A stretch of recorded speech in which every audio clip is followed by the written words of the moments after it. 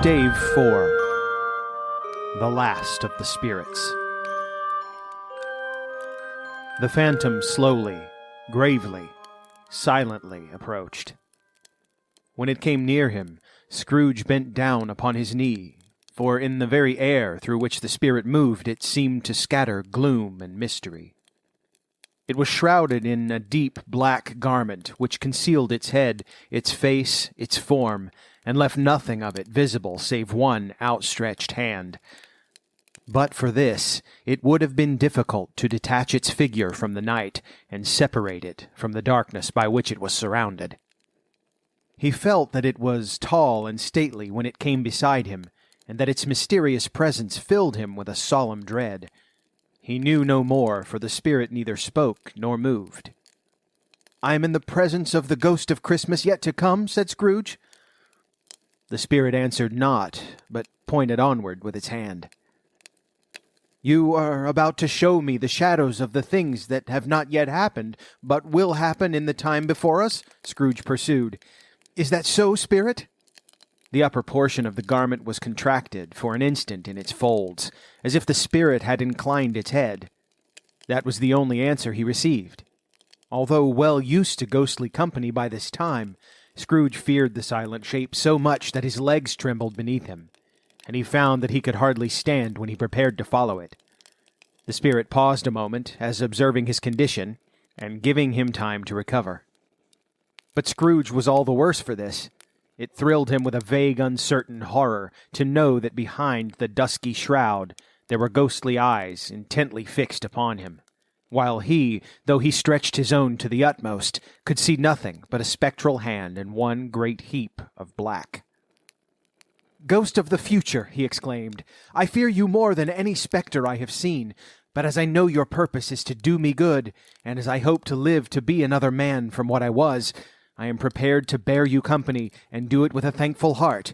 Will you not speak to me?" It gave him no reply. The hand was pointed straight before them. "Lead on," said Scrooge. "Lead on. The night is waning fast, and it is precious time to me, I know. Lead on, spirit." The phantom moved away as it had come towards him. Scrooge followed in the shadow of its dress, which bore him up, he thought, and carried him along. They scarcely seemed to enter the city, for the city rather seemed to spring up about them and encompass them of its own act. But there they were, in the heart of it, on 'change amongst the merchants, who hurried up and down and chinked the money in their pockets, and conversed in groups and looked at their watches, and trifled thoughtfully with their great gold seals and so forth, as Scrooge had seen them often. The spirit stopped beside one little knot of businessmen. Observing that the hand was pointed to them, Scrooge advanced to listen to their talk. "No," said a great fat man with his monstrous chin. "I don't know much about it either way. I only know he's dead." "When did he die?" inquired another. "Last night, I believe." "Why, what was the matter with him?" asked a third, taking a vast quantity of snuff out of a very large snuff-box. "I thought he'd never die." "God knows," said the first, with a yawn. "What has he done with his money?" asked a red-faced gentleman with a pendulous excrescence on the end of his nose that shook like the gills of a turkey-cock. "I haven't heard," said the man with the large chin, yawning again. "Left it to his company, perhaps. He hasn't left it to me, that's all I know." This pleasantry was received with a general laugh. "It's likely to be a very cheap funeral," said the same speaker, "for upon my life I don't know of anybody to go to it. Suppose we make up a party and volunteer?" "I don't mind going if a lunch is provided," observed the gentleman with the excrescence on his nose. "But I must be fed, if I make one." Another laugh. "Well, I am the most disinterested among you, after all," said the first speaker, "for I never wear black gloves, and I never eat lunch. But I'll offer to go if anybody else will. When I come to think of it, I'm not at all sure that I wasn't his most particular friend, for we used to stop and speak whenever we met.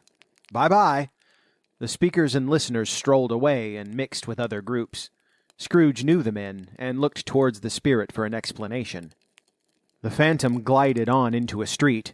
Its finger pointed to two persons meeting.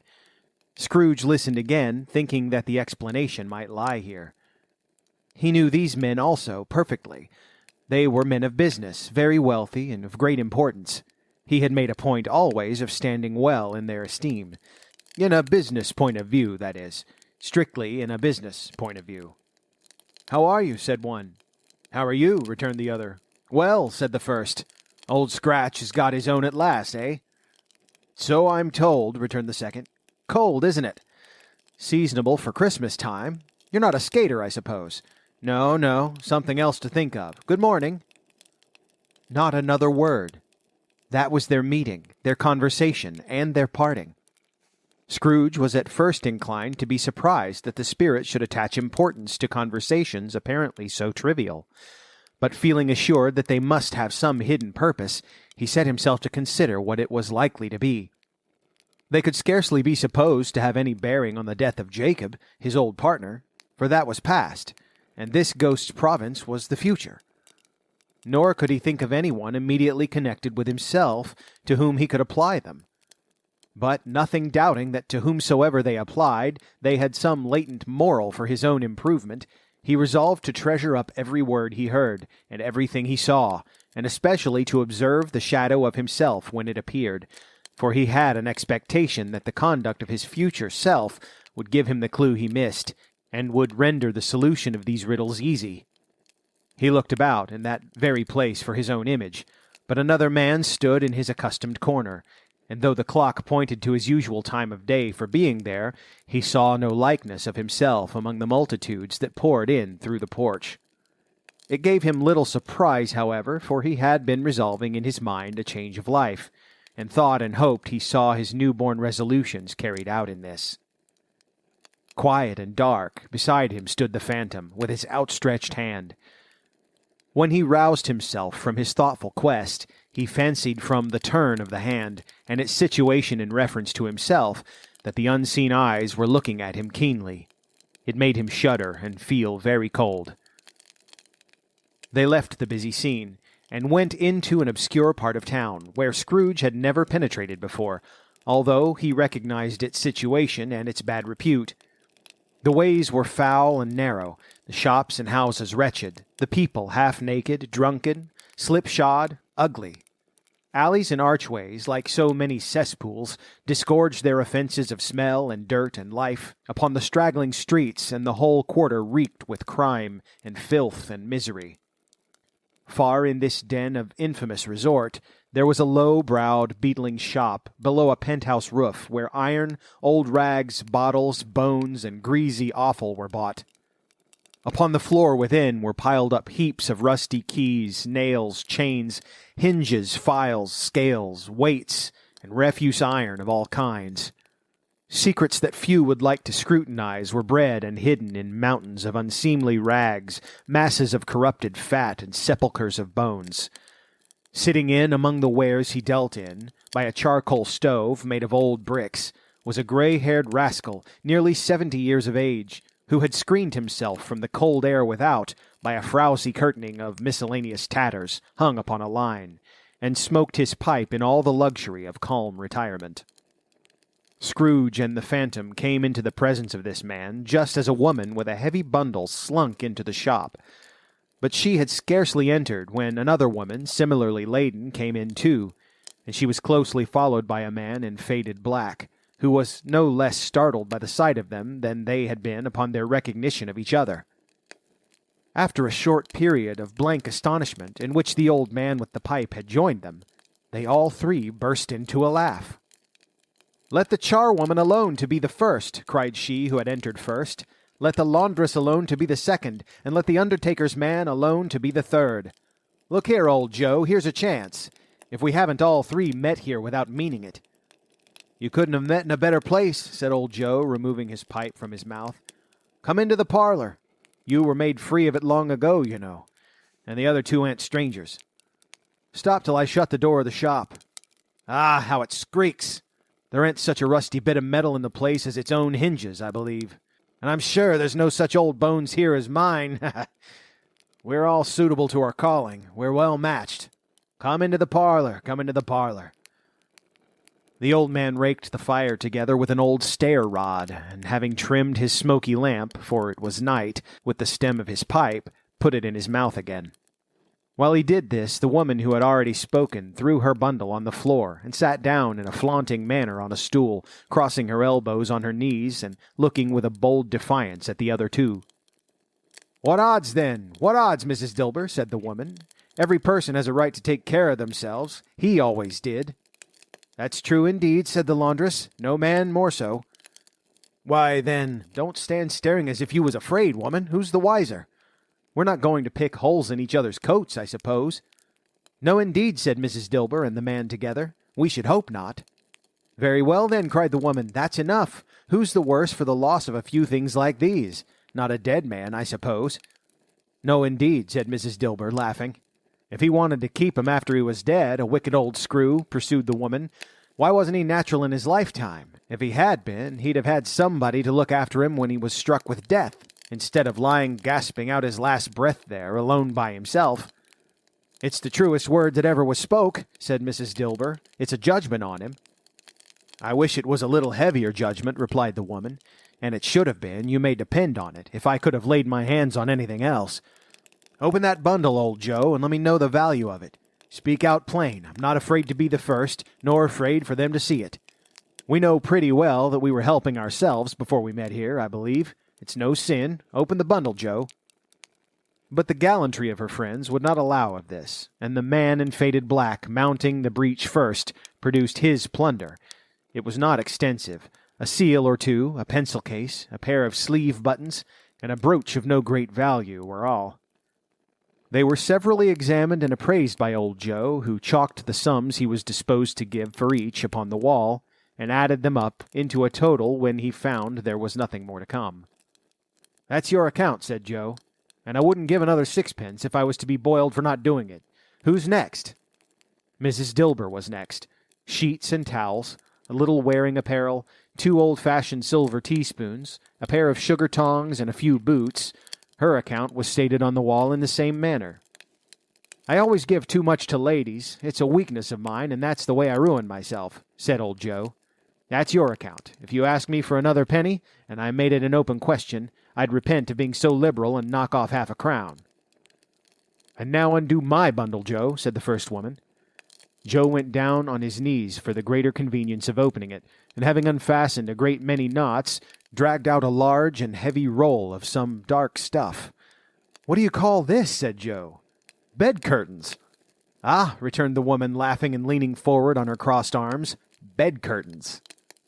"You don't mean to say you took 'em down, rings and all, with him lying there," said Joe. "Yes, I do," replied the woman. "Why not?" "You were born to make a fortune," said Joe, "and you'll certainly do it." "I certainly shan't hold my hand when I can get anything in it by reaching it out, for the sake of such a man as he was, I promise you, Joe," returned the woman coolly. "Don't drop that oil upon the blankets now." "His blankets?" asked Joe. "Who else's do you think?" replied the woman. "He isn't likely to take cold without 'em, I dare say." "I hope he didn't die of anything catching, eh?" said old Joe, stopping in his work and looking up. "Don't you be afraid of that," returned the woman. "I ain't so fond of his company that I'd loiter about him for such things if he did. Ah, you may look through that shirt till your eyes ache, but you won't find a hole in it, nor a threadbare place. It's the best he had, and a fine one, too. They'd have wasted it if it hadn't been for me." "What do you call wasting of it?" asked old Joe. "Putting it on him to be buried in, to be sure," replied the woman with a laugh. "Somebody was fool enough to do it, but I took it off again. If calico ain't good enough for such a purpose, it isn't good enough for anything. It's quite as becoming to the body. He can't look uglier than he did in that one." Scrooge listened to this dialogue in horror. As they sat grouped about their spoil in the scanty light afforded by the old man's lamp, he viewed them with a detestation and disgust, which could hardly have been greater, though they had been obscene demons marketing the corpse itself. "Ha ha!" laughed the same woman, when old Joe, producing a flannel bag with money in it, told out their several gains upon the ground. "This is the end of it, you see. He frightened everyone away from him when he was alive, to profit us when he was dead. Ha ha ha!" "Spirit!" said Scrooge, shuddering from head to foot. I see! The case of this unhappy man might be my own. My life tends that way now. Merciful heaven, what is this?" He recoiled in terror, for the scene had changed, and now he almost touched a bed, a bare, uncurtained bed, on which, beneath a ragged sheet, there lay something covered up, which, though it was dumb, announced itself in awful language. The room was very dark, too dark to be observed with any accuracy, though Scrooge glanced round it in obedience to a secret impulse, anxious to know what kind of room it was. A pale light, rising in the outer air, fell straight upon the bed, and on it, plundered and bereft, unwatched, unwept, uncared for, was the body of this man. Scrooge glanced toward the phantom. Its steady hand was pointed to the head. The cover was so carelessly adjusted that the slightest raising of it, the motion of a finger upon Scrooge's part, would have disclosed the face. He thought of it, felt how easy it would be to do, and longed to do it, but had no more power to withdraw the veil than to dismiss the spectre at his side. "O cold, cold, rigid, dreadful death! Set up thine altar here, and dress it with such terrors as thou hast at thy command, for this is thy dominion. But of the loved, revered, and honored dead, thou canst not turn one hair to thy dread purposes, or make one feature odious. It is not that the hand is heavy, and will fall down when released. It is not that the heart and pulse are still, but that the hand was open, generous, and true, the heart brave, warm, and tender, and the pulse of a man's. Strike, shadow, strike, and see his good deeds springing from the wound, to sow the world with life immortal." No voice pronounced these words in Scrooge's ears, and yet he heard them when he looked upon the bed. He thought, if this man could be raised up now, what would be his foremost thoughts? Avarice, hard dealing, griping cares? They have brought him to a rich end, truly. He lay in the dark, empty house, with not a man, a woman, or a child, to say that he was kind to me in this or that, and for the memory of one kind word, I will be kind to him. A cat was tearing at the door, and there was a sound of gnawing rats beneath the hearthstone. What they wanted in the room of death, and why they were so restless and disturbed, Scrooge did not dare to think. "Spirit," he said, "this is a fearful place. In leaving it I shall not leave its lesson. Trust me, let us go." Still the ghost pointed with an unmoved finger to the head. "I understand you," Scrooge returned, "and I would do it if I could. But I have not the power, Spirit. I have not the power." Again it seemed to look upon him. "If there is any person in the town who feels emotion caused by this man's death," said Scrooge, quite agonized, "show that person to me, Spirit, I beseech you." The phantom spread its dark robe before him for a moment, like a wing, and withdrawing it, revealed a room by daylight where a mother and her children were. She was expecting someone, and with anxious eagerness, for she walked up and down the room, started at every sound, looked out from the window, glanced at the clock, tried, but in vain, to work with her needle, and could hardly bear the voices of the children in their play. At length the long-expected knock was heard. She hurried to the door, and met her husband, a man whose face was careworn and depressed, though he was young. There was a remarkable expression in it now, a kind of serious delight of which he felt ashamed, and which he struggled to repress. He sat down to the dinner that had been hoarding for him by the fire, and when she asked him faintly what news, which was not until after a long silence, he appeared embarrassed how to answer. "Is it good," she said, "or bad?" to help him. "Bad," he answered. "We are quite ruined?" "No, there is hope yet, Caroline." "If he relents," she said, amazed, "there is. Nothing is past hope, if such a miracle has happened." "He is past relenting," said her husband. "He is dead." She was a mild and patient creature, if her face spoke truth, but she was thankful in her soul to hear it, and she said so with clasped hands. She prayed forgiveness the next moment, and was sorry, but the first was the emotion of her heart. "What the half-drunken woman whom I told you of last night said to me when I tried to see him and obtain a week's delay, and what I thought was a mere excuse to avoid me, turns out to have been quite true. He was not only very ill, but dying then. To whom will our debt be transferred? I don't know, but before that time we shall be ready with the money, and even though we were not, It would be a bad fortune indeed to find so merciless a creditor in his successor. We may sleep tonight with light hearts, Caroline. Yes. Soften it as they would, their hearts were lighter. The children's faces, hushed and clustered round to hear what they had so little understood, were brighter, and it was a happier house for this man's death. The only emotion that the ghost could show him, caused by the event, was one of pleasure. "Let me see some tenderness connected with a death," said Scrooge, "or that dark chamber spirit which we left just now will be forever present to me." The ghost conducted him through several streets familiar to his feet, and as they went along, Scrooge looked here and there to find himself, but nowhere was he to be seen. They entered poor Bob Cratchit's house, the dwelling he had visited before, and found the mother and the children seated round the fire. Quiet, very quiet.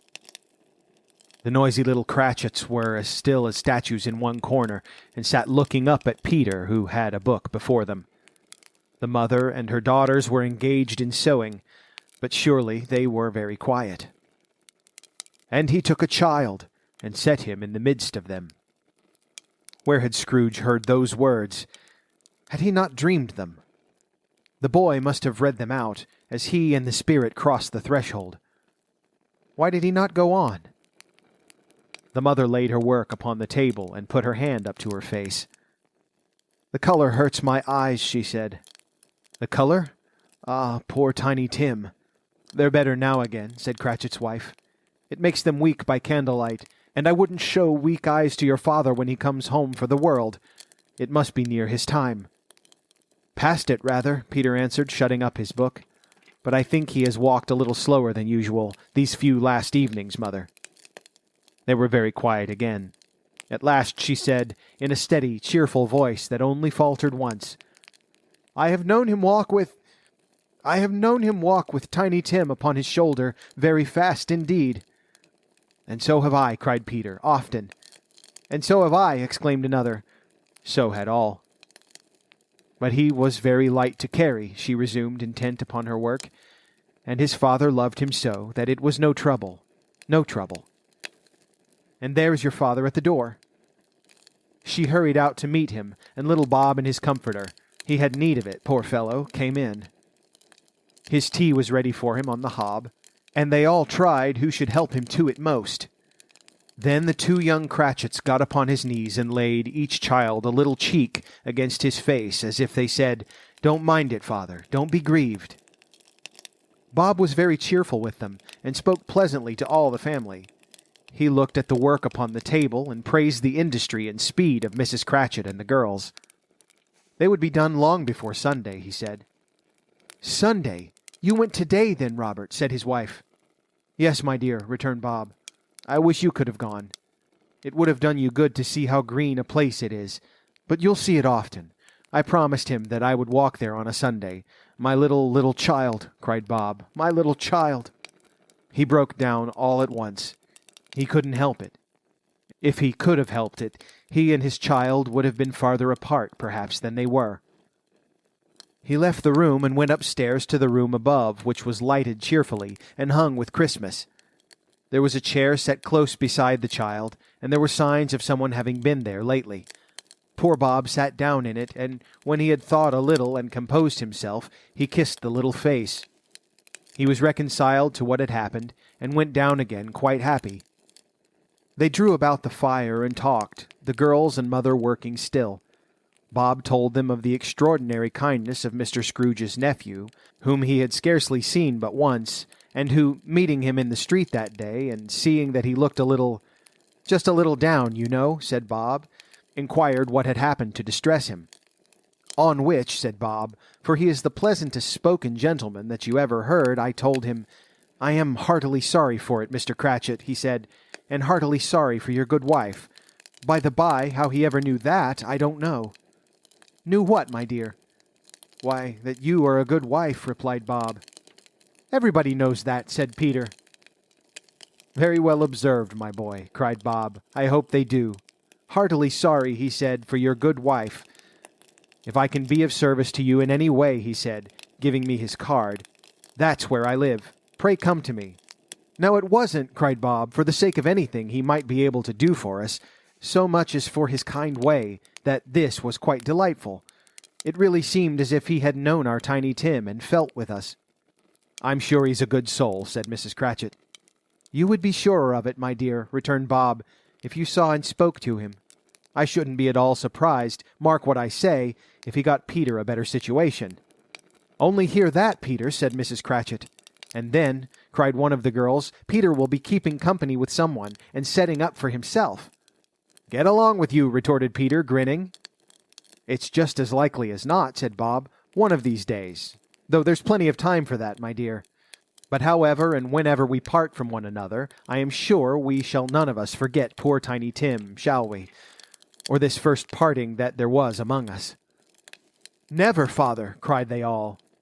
And I know, said Bob, I know, my dears, that when we recollect how patient and how mild he was, although he was a little child, we shall not quarrel easily among ourselves, and forget poor Tiny Tim in doing it. No, never, father, they all cried again. I am very happy, said little Bob. I am very happy. Mrs. Cratchit kissed him. His daughters kissed him.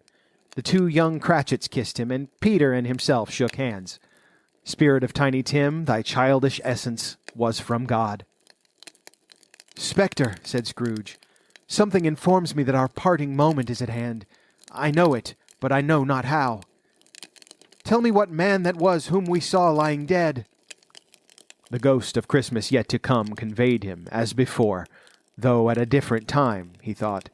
Indeed, there seemed no order in these latter visions, save that they were in the future. Into the resorts of businessmen, but showed him not himself. Indeed, the spirit did not stay for anything, but went straight on, as to the end just now desired, until besought by Scrooge to tarry for a moment. This court, said Scrooge, through which we hurry now, is where my place of occupation is, and has been for a length of time. I see the house. Let me behold what I shall be in days to come. The spirit stopped. The hand was pointed elsewhere. The house is yonder, Scrooge exclaimed. Why do you point away? The inexorable finger underwent no change. Scrooge hastened to the window of his office and looked in. It was an office still, but not his. The furniture was not the same, and the figure in the chair was not himself. The phantom pointed as before. He joined it once again, and wondering why and whither he had gone, accompanied it until they reached an iron gate. He paused to look round before entering. A churchyard. Here, then, the wretched man whose name he had now to learn lay underneath the ground. It was a worthy place, walled in by houses, overrun by grass and weeds, the growth of vegetation's death, not life, choked up with too much burying, fat with repleted appetite. A worthy place. The spirit stood among the graves and pointed down to one. He advanced towards it, trembling. The phantom was exactly as it had been, but he dreaded that he saw new meaning in its solemn shape. Before I draw nearer to that stone to which you point, said Scrooge, answer me one question. Are these the shadows of the things that will be, or are they shadows of things that may be only? Still the ghost pointed downward to the grave by which it stood. Men's courses will foreshadow certain ends, to which, if persevered in, they must lead, said Scrooge. But if the courses be departed from, the ends will change. Say it is thus with what you show me. The spirit was immovable as ever. Scrooge crept towards it, trembling as he went, and following the finger, read upon the stone of the neglected grave his own name. Ebenezer Scrooge. Am I that man who lay upon the bed? He cried upon his knees. The finger pointed from the grave to him and back again. No, spirit! Oh, no, no! The finger still was there. Spirit, he cried, tight clutching at its robe, hear me, I am not the man I was. I will not be the man I must have been but for this intercourse. Why show me this if I am past all hope? For the first time, the hand appeared to shake. Good spirit, he pursued, as down upon the ground he fell before it. Your nature intercedes for me and pities me. Assure me that I yet may change these shadows you have shown me by an altered life. The kind hand trembled. "I will honor Christmas in my heart and try to keep it all year. I will live in the past, the present, and the future. The spirits of all three shall strive within me. I will not shut out the lessons that they teach. Oh, tell me I may sponge away the writing on this stone." In his agony, he caught the spectral hand. It sought to free itself, but he was strong in his entreaty and detained it. The spirit, stronger yet, repulsed him. Holding up his hands in a last prayer to have his fate reversed, he saw an alteration in the phantom's hood and dress. It shrunk, collapsed, and dwindled down into a bedpost.